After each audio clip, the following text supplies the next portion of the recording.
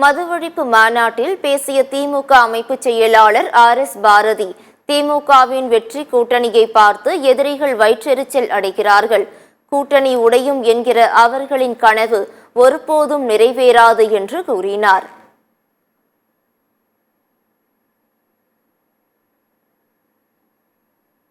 இந்த கூட்டத்தை பார்க்கிற போது சில பேருக்கு வயிற்றெரிச்சலாக இருக்கும்.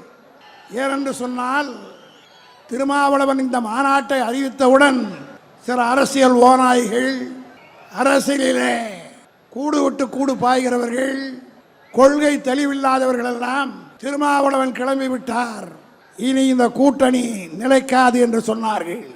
அந்த அளவுக்கு நம்முடைய அரசியல் எதிரிகள் வயிற்றெரிச்சலோடு இருக்கிறார்கள்.